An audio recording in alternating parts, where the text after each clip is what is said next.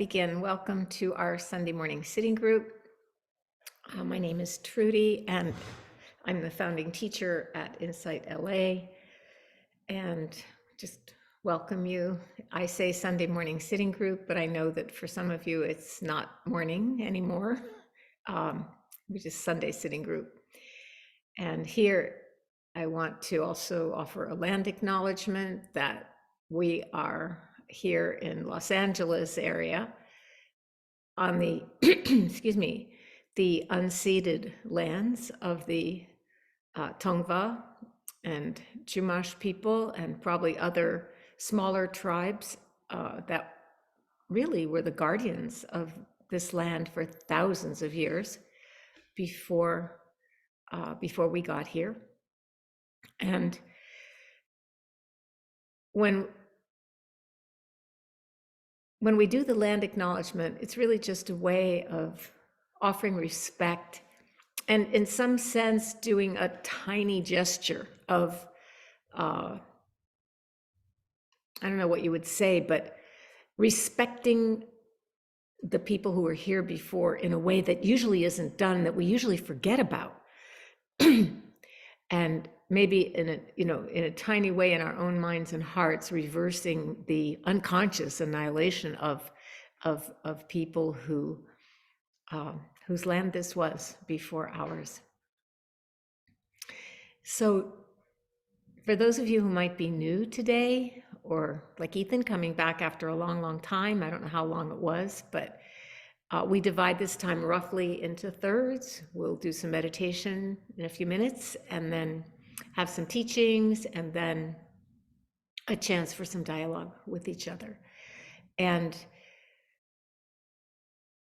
today I really want to, it's a kind of follow-up to talking about the hindrances, to talk about some of they're called Lojong, mind training slogans, originally from the 11th century meditation master, teacher, Atisha, and that have been elaborated on by lots of commentaries since then. Pema Chodron, Judy Leaf, Ken MacLeod. My favorite one is Norman Fisher's. And these are wonderful slogans that kind of bridge the meditation practice and then how we express it in our everyday lives. So that's what I would like to teach about today. And I'm going to do a little bit of guided meditation, as I always do. Excuse me. I have something in my throat. Hold on. Yeah, a little bit of guided meditation. Just sampling what's called the Tonglen practice, because this is part of the Lojong teachings. And it's a practice of exchanging self for other and of really taking what is good in our experience and offering it to others. Now, that's something we do with loving kindness practice, right?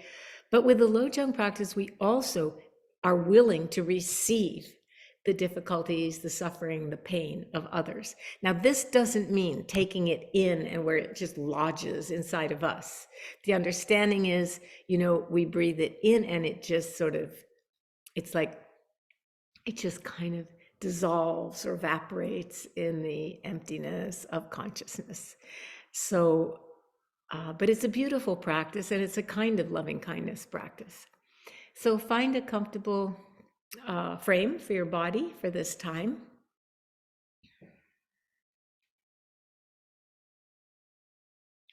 And it's a cool practice because it reverses our usual tendency, which is to see everything through the lens of our own self-interest. How is this going to help me? How is this going to threaten me? It's all about me.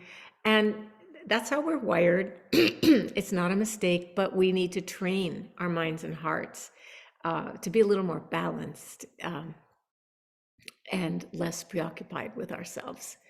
So finding this comfortable frame for your body, closing your eyes or just resting them, gazing down, resting them partly open, however you usually practice. And then taking a deep breath in and releasing. We begin with these 3 cleansing breaths. Another breath in and out.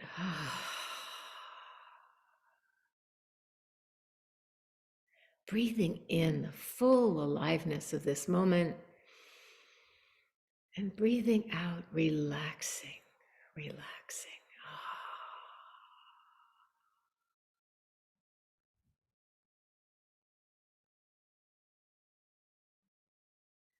And then letting the breath move in its own natural rhythm.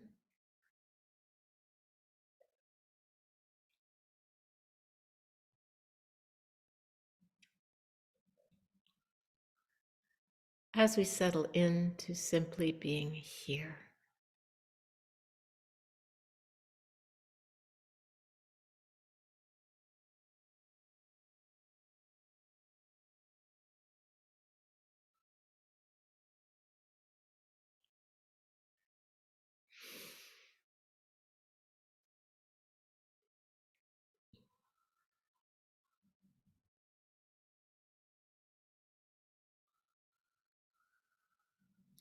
And while it may seem really counterintuitive, even crazy, to breathe in that which we do not want and to breathe out that which we enjoy and find good in our lives, it's not, we're not doing this to make ourselves suffer, but to, again, free our hearts. So we breathe out what we like and want, our love, compassion, awareness, mindfulness. And we breathe in some of the things that we might be trying to protect ourselves from or get rid of.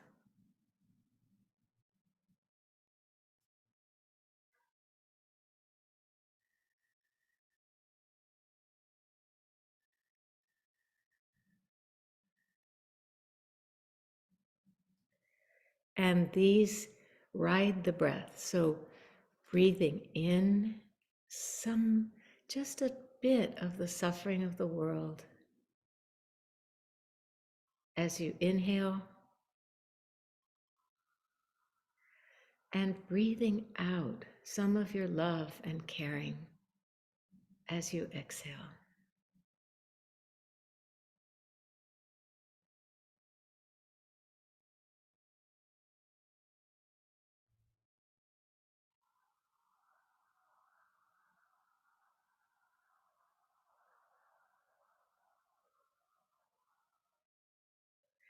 And you can do this for a particular person or being who is suffering,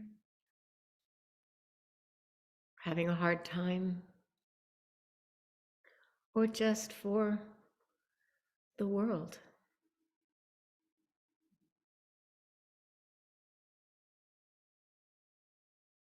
Especially if someone you love is suffering, you can call them to mind.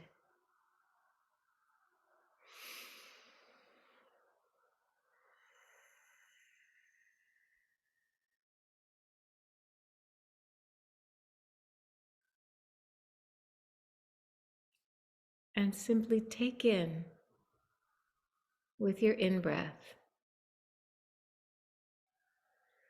a little bit of whatever it is, their hard time, their illness or injury, just taking some of that in with your in-breath and breathing out your good wishes, your own health and wellness.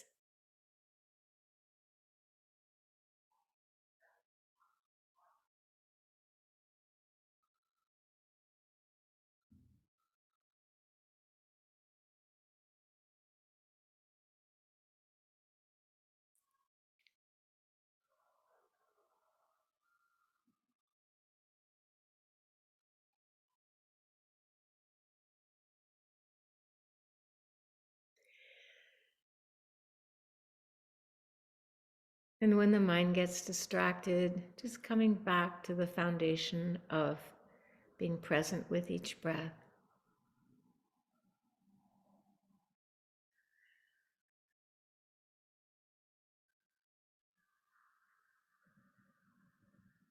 Resting and calm.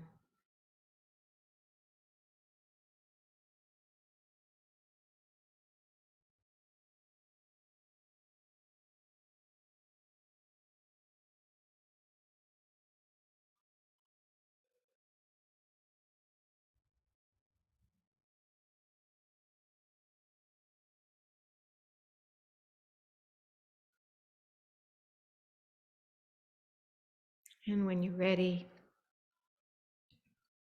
taking in, breathing in with the inhale.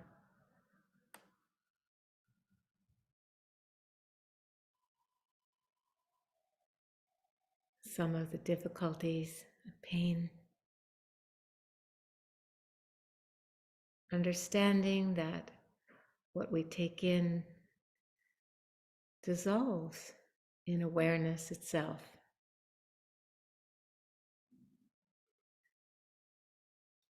And then breathing out our own goodness, good health, good intentions, good practice.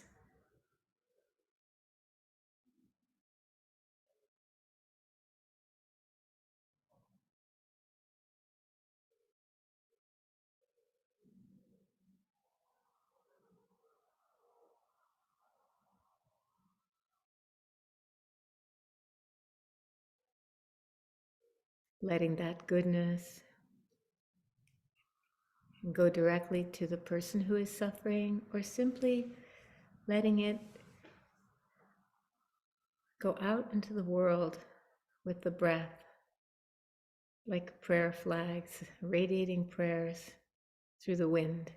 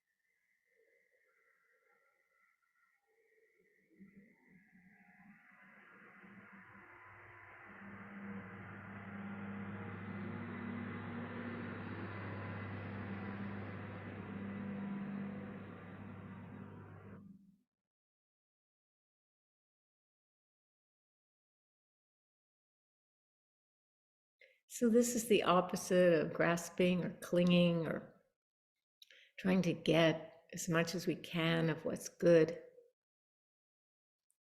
and warding off or denying or ignoring what's difficult.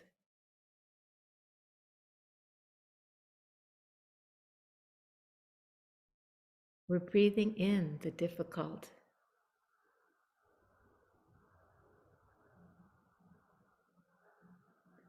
breathing in what is hard to bear.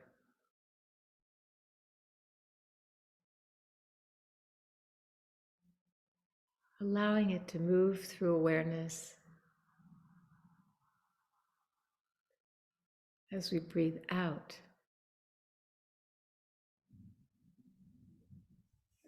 whatever we have to offer, our love,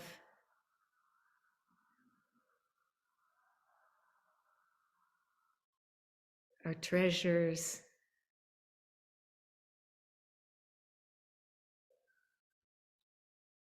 we freely offer from our hearts with each breath out.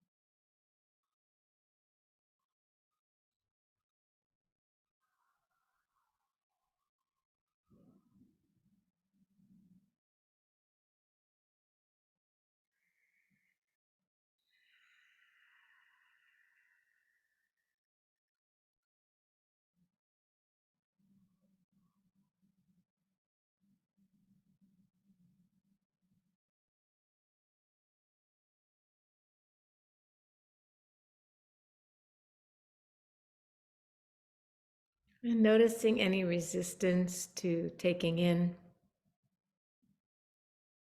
that which is difficult or painful from a person or the world.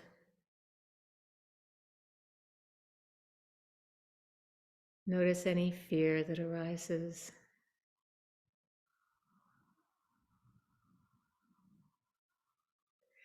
And any reluctance or hesitation to give away our own well-being and ease, to offer it, trusting there's more where that came from. But just noticing how it is, how it feels.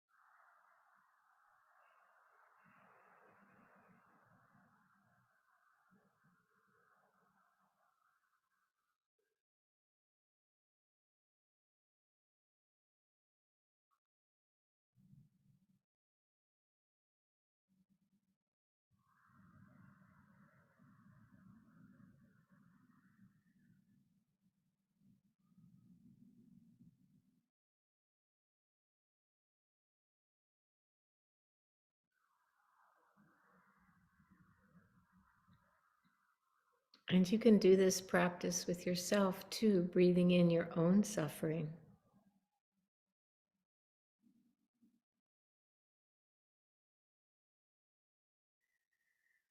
And letting your health, your goodness, your own ease of well-being breathe out into the world.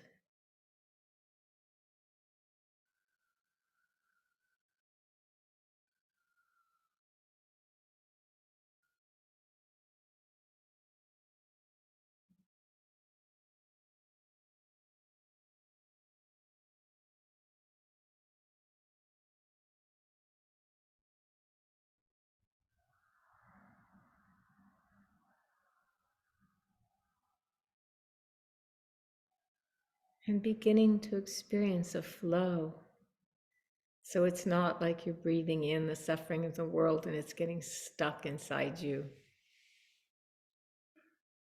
But there's a flow, breathing in the difficult, into awareness, and breathing out ease and love.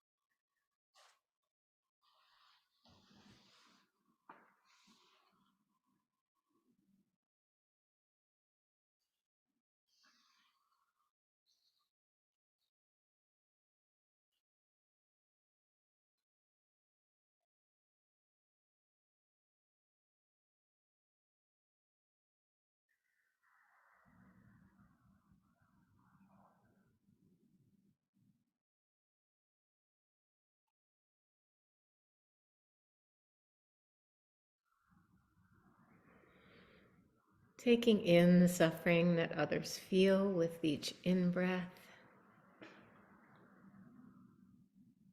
and sending out happiness as you breathe out.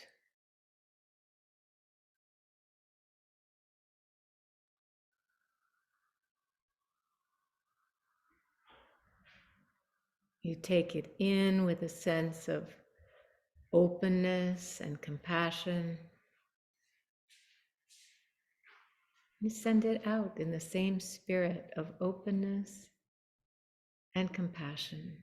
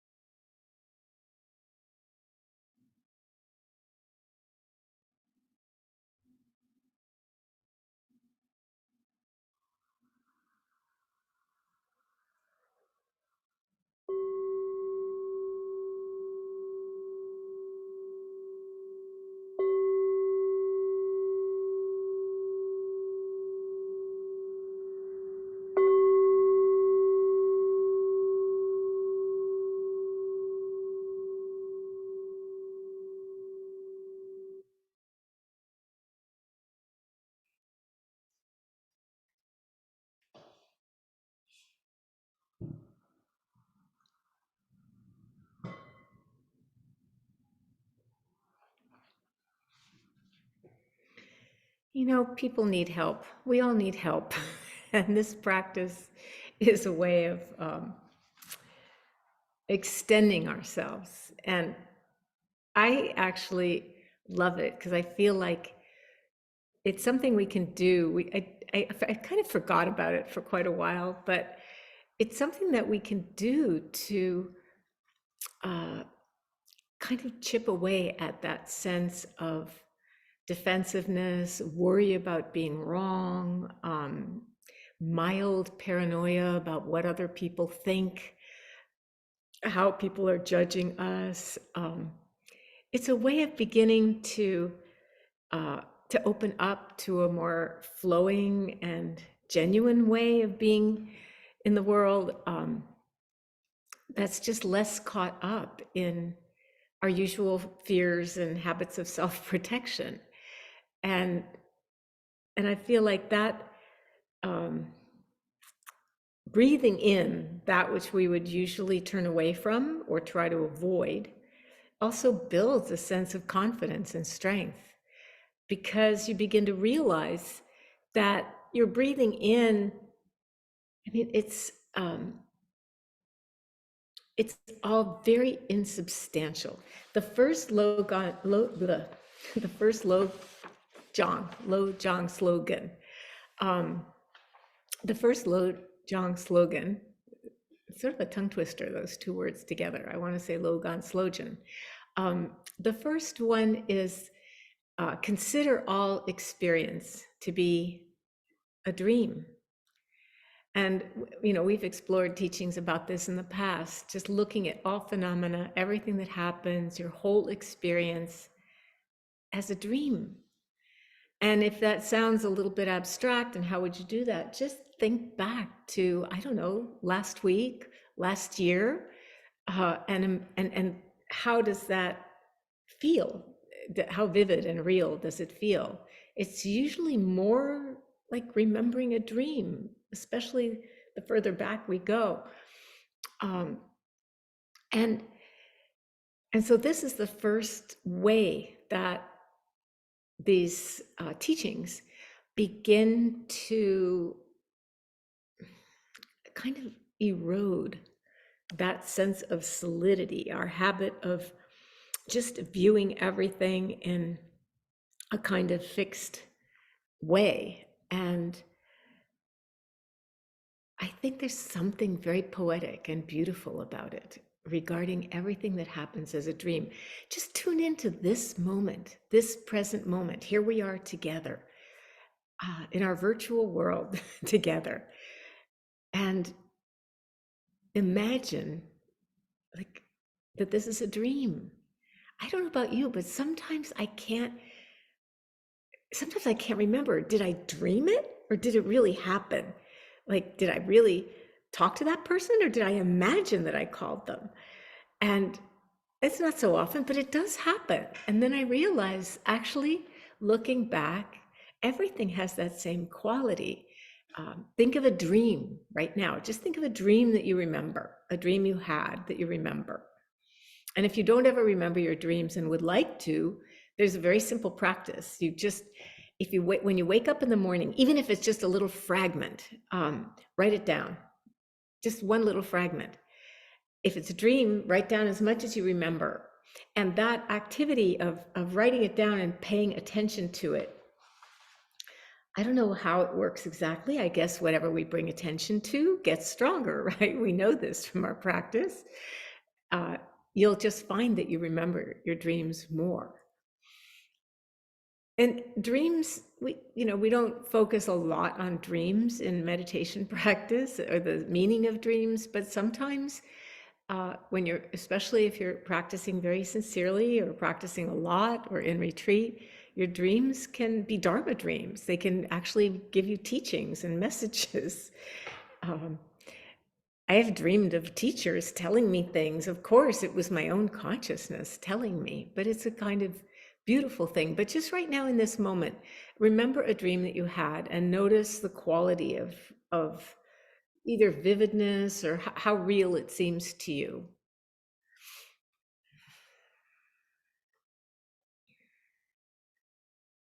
You were doing this or that, and this or that was happening.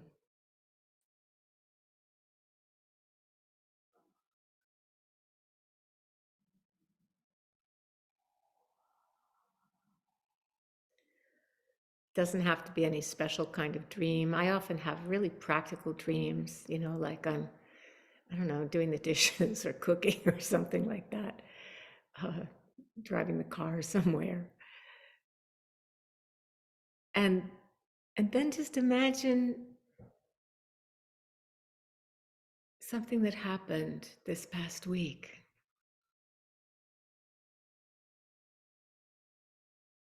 Something you witnessed or did.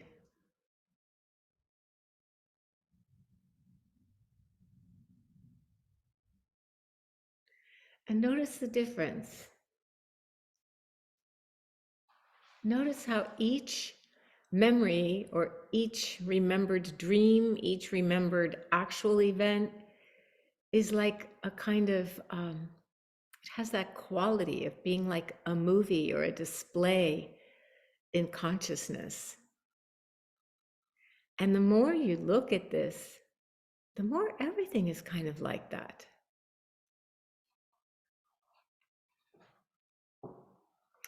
So the first slogan that I want to share with you is just considering all experience to be a dream, to be dreamlike. And whatever we experience in our lives, pain or pleasure or hot or cold or bright or dark or whatever it might be, whatever we experience in our lives, um, it really is like something happening in a dream. And even though it seems very solid, my computer right here, the table, the chair, it's a passing memory, because at the end of our group, when I stand up and begin to do something different, it's only a memory. And this is, we can experience this kind of open, more fluid, flowing quality of reality in meditation. But again, what is great about these slogans is that you can specifically practice these things, that all seeing that everything that comes up in your mind, love, hate, and everything in between, that it's not a solid, fixed thing. You can just see that even though it's very, very vivid, just like a dream can be so vivid that, you wake up. If it's a scary dream, you can wake up with your heart pounding. It's so vivid. And it's actually a product of our consciousness. It's actually created in our consciousness. So this is part of practicing that first one, seeing, oh, okay, nothing's as solid and real as it looks. It just looks that way. By the way, there's I think 37 or 59. There's many, many of these slogans, and obviously we're not going to go through all of them, but I'll pick a few and maybe continue some next week. We'll see. But the second one I wanted to share, because it's been so helpful to me, is, and these are not in order, is being grateful to everyone. Now, why would I want to be grateful to somebody who dissed me, talked to somebody else behind my back and said bad things about me? Or why would I be grateful to that person, for example? Why do you think? Why would we be grateful for everything? Sure, we're grateful for the blessings of our life, the goodness, for me, of having a stable place to live, having running water in the sink. I was so excited when, I guess it was 3 weeks ago, we finally got plumbing in the kitchen and stopped having to do our dishes in the bathroom sink. And I feel so grateful for that and blessed, and think of all the people who don't have running water or who are right now fleeing for their lives. But why would we be grateful for everyone, or everything? And I think it's because it shows us where we're getting stuck in negativity, where we're getting stuck in our ego. My ego, when somebody says something about me that I feel is completely untrue, and it may be completely untrue, but why does it bother me so much? Because of my ego, my self-image. I don't want someone to see me that way. I don't want to see myself that way, especially if it doesn't ring true. But the truth part is the reaction to it, and for me, often my emotional reactivity is not just to my own stuff. It's I have always in my life, I'm really practicing not doing this anymore, but getting into fights on behalf of my friends, defending my friends, and whatever it might be for you, just beginning to see, oh, okay, if I can't feel grateful for what happens, then it's showing me something about myself. And when you make your gratitude list in the morning, I have a friend who has, there's 6 people in a friendship group that they have created together to every single morning text each other with something they feel grateful for. And they've been doing this for 15 years, some really long time. And it's just an uplifting way to begin the day. And it doesn't have to be, just because you're practicing Lojong, it doesn't have to be, don't have to be grateful for something that's bugging you in the moment, but for anything that your eyes land upon that you find beautiful, anything that makes you feel loved or loving. and just we know there's so much research about how gratitude is just good for us. It's an antidepressant. It's an anti overwhelm. It's an antidote to the the assault, the influx of the suffering of the world. Um,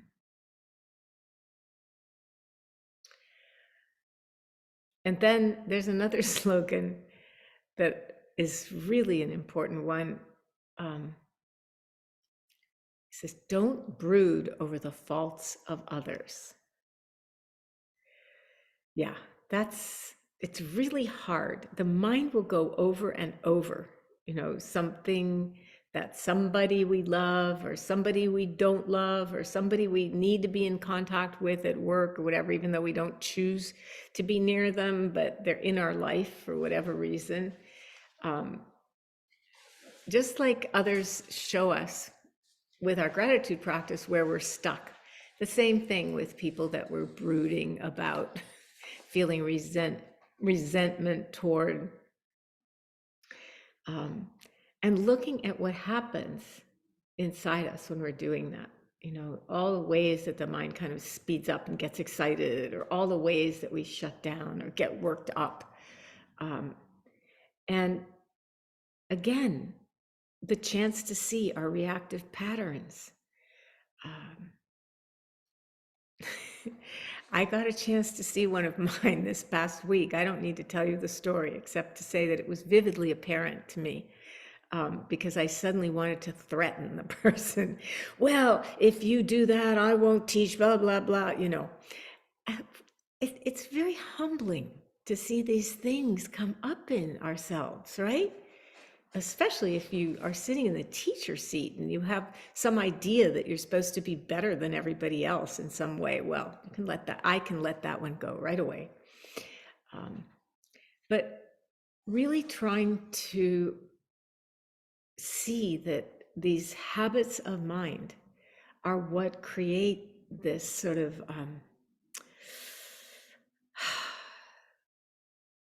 this need to feel like we have to protect ourselves all the time. And I think these practices are especially good for those of you who are in the healing professions. They're just really, really helpful. And I think there's one that goes along with the not brooding over the faults of others, and it says, "Don't be so predictable." And I think of that one as, don't just always react and hold grudges against people that you feel are doing wrong or have done wrong. I mean, I watch my judgmentalness. I swim at the pool, outdoor pool at LA Fitness, which I can join for free. That's one of the benefits of being over 65. And at the pool, you're supposed to take a shower before you get in the water. It's just a thing you're supposed to do. There's a sign that asks you to do that. I have occasionally forgotten and just walked up to the pool and jumped in. But when I see somebody else do it, oh my gosh, the judgment that arises. Now we're all swimming in your cooties. Well, these are tiny things, but you can I think it helps to notice them, because if we don't notice them, we're in the grip of them, we're in the sway of them all day long. And it's hard to stay cheerful, because one of the slogans is always maintain a joyful mind. It's hard to be cheerful when we're judging other people, which of course means we're feeling superior, right? I took a shower today. I somehow don't notice the occasions when I might forget and just jump in the water, but I won't remember yours. So another one is when we think of relying on a joyful mind, I think what that can mean too is to really take in the suffering that we have or that we see with compassion. It's not like a joyful wee celebration mind, but to let whatever suffering comes across our lives, our path, to let it be met with some tenderness and compassion. And again, this is a way to make everything our practice, even the depression you may feel, even the despair at the state of the world, when it's greeted with some tenderness, some kindness, and some compassion, then you're strengthening a beautiful quality, a spiritual quality of your heart. And these are trainings in the sense that, how do we learn to do stuff when we want to learn something new? We have to train. The whole path is of Dharma practice is wisdom and skillful means. And the skillful means is, how do we actually do this? Upaya is the word in Sanskrit and Pali for skillful means. How do we actually do this? Well, we have to train. If you want to learn something new, you take lessons and you practice it. I'm trying to learn Spanish on Duolingo, and that means that I have to spend some time each day practicing over and over, especially learning a language at this age. It's harder because you forget the words that you already learned a month ago and you have to learn them again. That never used to happen. I was always good at languages when I was young, and I never forgot the things I learned already. But this is a new world. But I'm just giving, that's just an example of something new I'm trying to learn now. And there may be, like our practice, these are new habits that we're trying to learn. So we have to take lessons. So we come to hear teachings and learn about them. But we also have to put them into practice. And that's what we do with our meditation and with our activities and how we hold our minds in everyday life. How do you keep your mind? My first teacher used to say to us, that's the most important thing. How do you keep your mind? Or I've told you the story of, last summer when I had surgery for some cancer that I had, and I was in the recovery room, and when the nurse was walking me to the bathroom for the first time, you're a little unsteady because you've had an anesthesia. And she said to me, "Where is your mind right now?"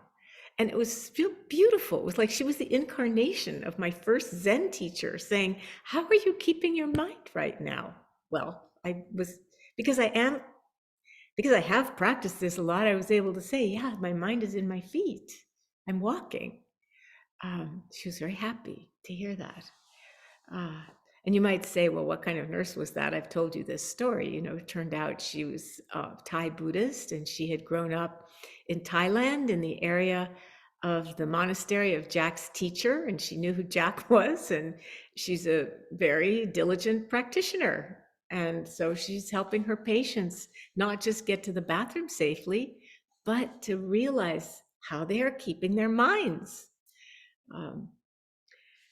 And that comes into the slogan of explore the nature of consciousness. Explore the timeless nature of your unborn awareness. Explore the nature of consciousness.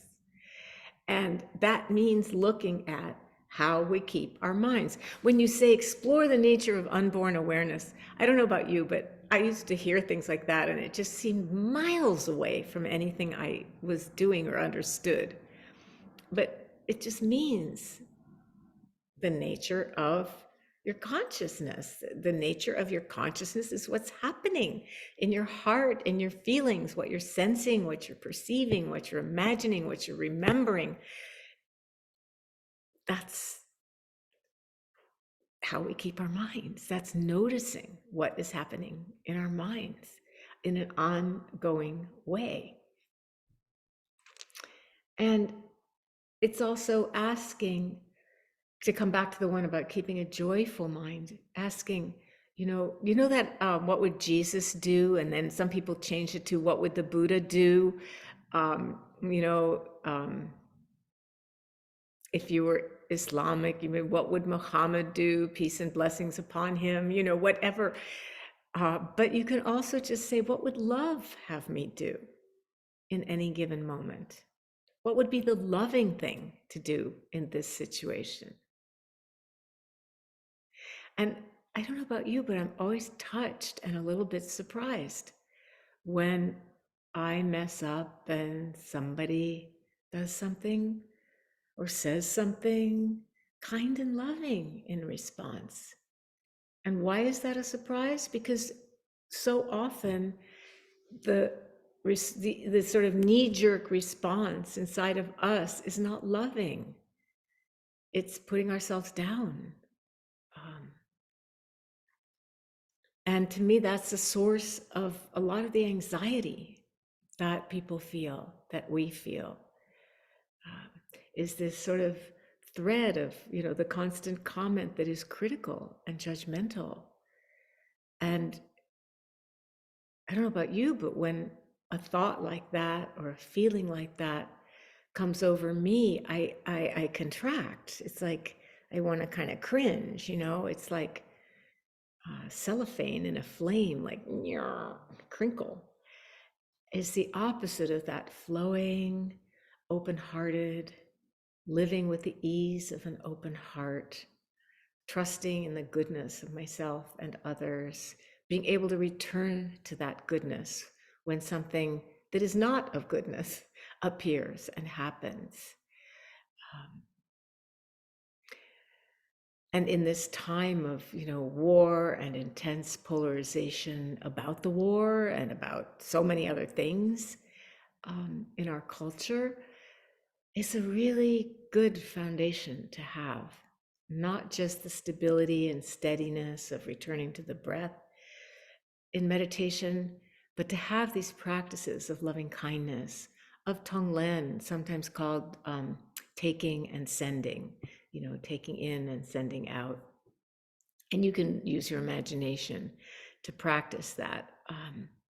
But I think that for me, one of the things, as I said earlier, is that it kind of breaks down that separation between formal practice when we're sitting or doing walking meditation, lying down, doing some kind of formal practice in retreat or in a group or in our hopefully close to daily practice of meditation at home, and what happens when we stand up from the cushion and what's called post-meditation. Yes, there's mindfulness and learning to be present, and that is, of course, the most important thing, because none of these other things make sense to practice if there's no sense of presence. But then it can get even more interesting. And the Lojong practices are one way to keep it alive and interesting. So the last one that I'm going to share with you just briefly is don't expect a standing ovation. Don't expect applause. And I love this one because I don't know how many of you have done longer retreats or even a week of silent retreat. And often at the end of retreat, there is a well-earned sense of satisfaction, of having set aside the time, of having given oneself the gift of this time and chance to practice. And yet, when we get home, there's no ticker tape parade. There's no welcome of just like, oh, good job, fantastic, you did that. We don't see emojis of hearts and clapping hands and things. So don't expect applause. Don't expect that ticker tape parade. Don't expect the standing ovation. And you'll be happier. You'll be happier. You'll be happier. You will instead maybe send out some of that joy, some of that appreciation, some of the applause that you deserve. You might just send it out with an out breath. Just send it out to others. And as for the grief that you may feel, that we often feel when taking in the suffering, I just think of grief as love, that doesn't know where to go. It's love and caring, you know. So this was my introduction to the Lojong slogans to share with you today.